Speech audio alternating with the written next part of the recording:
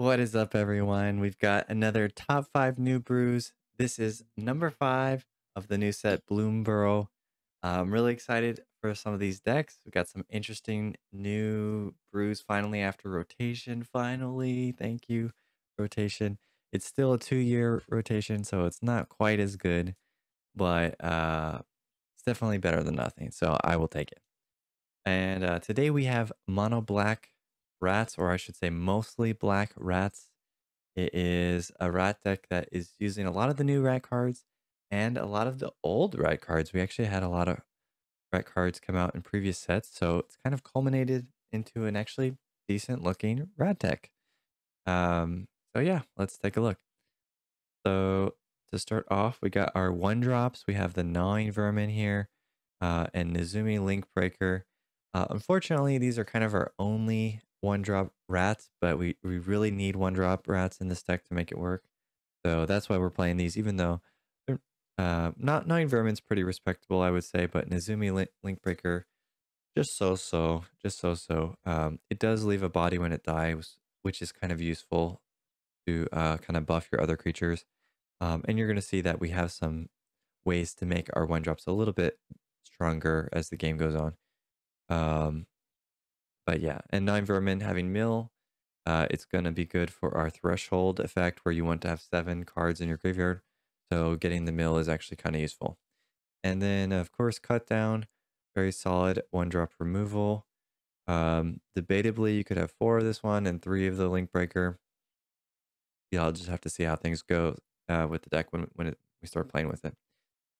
So that's it for the one drops. And then 2 drops, we got the new card here, Persistent Marsh Stalker. This one is really good rat. This is one of the main reasons to play rats. It's a 3/1 that gets +1/+0 for each rat you control. So we have one drops. It's getting stronger and stronger. And on top of that, if you have 7 or more cards in your graveyard, then whenever a rat attacks, you can bring it back from the graveyard to the battlefield, tapped and attacking for 3 mana. So that's really solid. You could maybe have like a rat token left over. You swing in with that in mid to late game, and you get free attacking creatures that are huge. So that's very solid. We also have the Tangled Colony, another really good rat that leaves behind a bunch of rat tokens if it gets blocked. So it kind of says it's unblockable. The opponent's probably going to have to remove it with a removal spell. So that's pretty decent. I would also, kind of want to have 4 of these in there, but it's very tough to see what the cut is. As we get to play with the deck, we may drop some of the 4-drop creatures and go for just more tangled colonies, but we'll have to check it out and see. And then the new guy here, this is one of the blue cards we're splashing. Not very many blue in the deck, but this is one of them. Azure Beastbinder. It's a pretty solid card. 1 in a blue for a 1/3 with Vigilance. It can't be blocked by creatures with power 2 or greater. And when you attack, you can turn 1 artifact, creature, or planeswalker, even planeswalker, into a 2/2 creature that loses all its abilities until your next turn. Until your next turn. Not their end of turn, not even their turn, whatever. Till your next turn. So you can kind of shut down their planeswalkers. You can throw them off, getting rid of their important creature or their artifacts or things like that. So I think it's very solid. And again, maybe it should be a 4 of if it turns out to be really good. But I'm not super committed to blue, so I didn't want to have too many. But I think it's very solid. And another cute thing you can do is you turn it into a 2/2 and then you cut it down with cut down. So that seems pretty solid. They also can't block your 9 vermin if they're a 2/2, so there's a lot of good benefits to having that creature.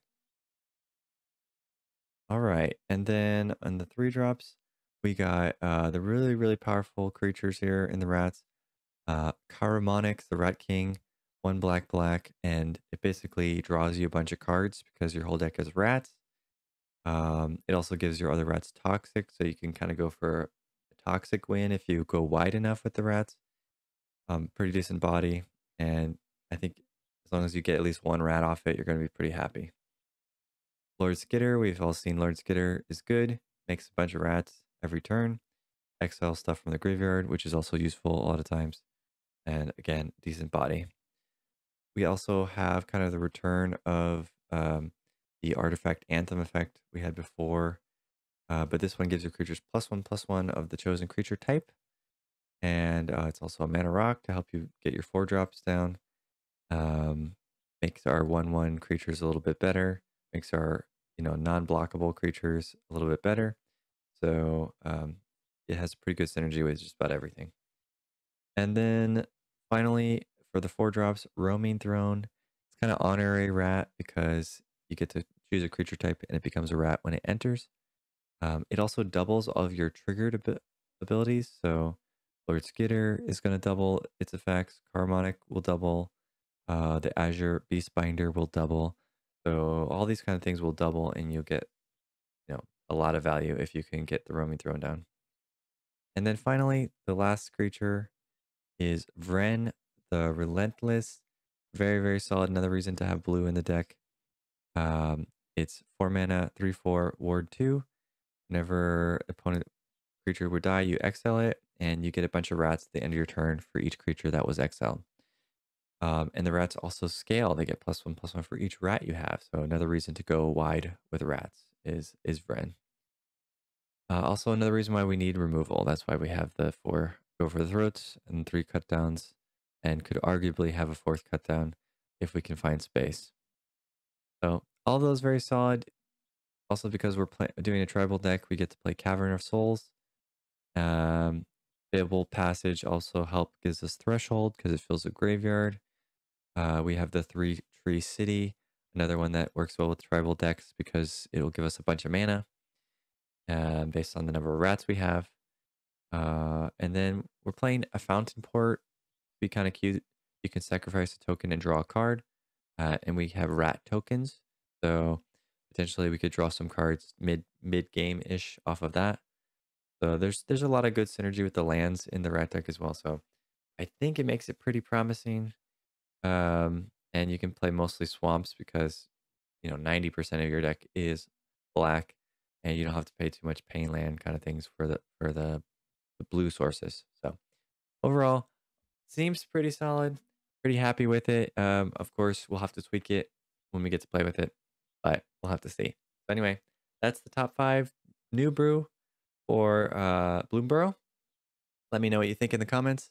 Till next time, have a blessed day. See ya.